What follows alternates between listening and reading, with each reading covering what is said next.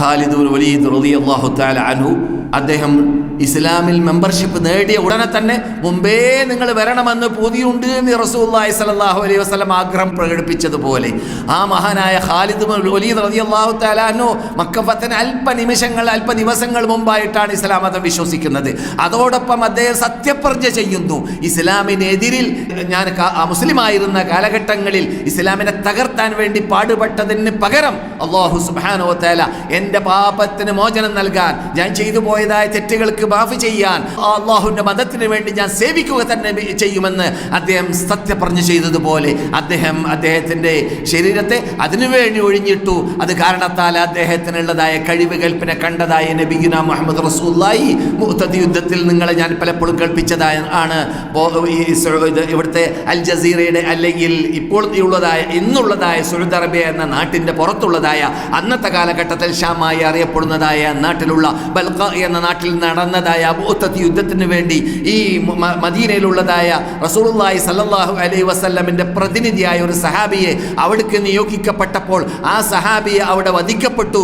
പ്രതിനിധികളെ വധിക്കുക എന്നത് രാജ്യദ്രോഹമാണ് എന്ന നിയമം പണ്ട് തന്നെ ഭൂമിയിൽ ഉള്ളതാണ്. അങ്ങനെയുള്ള രാജ്യദ്രോഹം ഗസ്സാനി രാജാവിൻ്റെ പ്രതിനിധികൾ അവിടെ കാട്ടിച്ചപ്പോൾ ഇപ്പോൾ ഉർദുനി എന്ന പേരിൽ അറിയപ്പെടുന്ന നാട്ടിൻ്റെ പരിസരത്തിലാണ് അതുള്ളത്.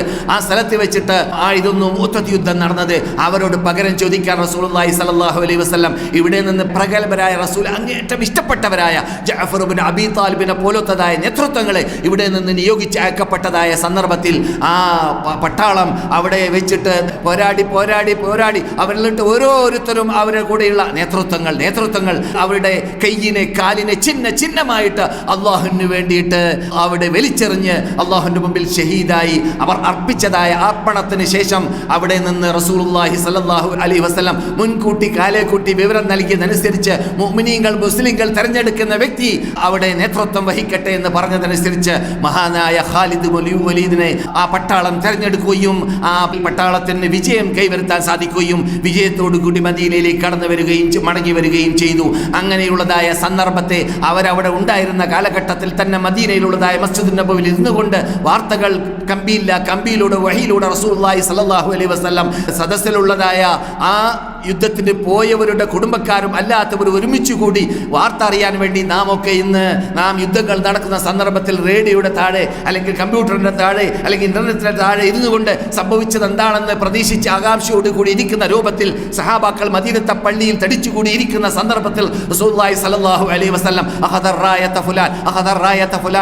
റായത ഫുലാൻ ഇന്ന വ്യക്തി പതാക പിടിച്ചു അദ്ദേഹം ഷഹീദായി, ഇന്ന വ്യക്തി പതാക പിടിച്ചു അദ്ദേഹം ഷഹീദായി, ഓരോ വ്യക്തികൾ പതാക പിടിച്ചു അദ്ദേഹം ഷഹീദായി. അവസാനമായി ഞാൻ കൽപ്പിച്ചതനുസരിച്ച് മുസ്ലിം പട്ടാളം അവിടെ നിന്ന് അള്ളാഹുവിൻ്റെ ഉരപ്പെട്ട വാളിനെ സെലക്ട് ചെയ്തു എന്ന് നബിയുനാ മുഹമ്മദ് റസൂലുള്ളാഹി അള്ളാഹുവിൻ്റെ ഉരപ്പെട്ട വാളി എന്ന് അള്ളാഹുവിൻ്റെ റസൂലിൻ്റെ നാവിലൂടെ വഹിയിലൂടെ നൽകപ്പെട്ടതായ ഒരു മഹാ സർട്ടിഫിക്കറ്റാണ്, മഹാ ബഹുമതിയും ബഹുമാനവും ആണ് മഹാനായ ഖാലിദിന് ലഭിച്ചത്.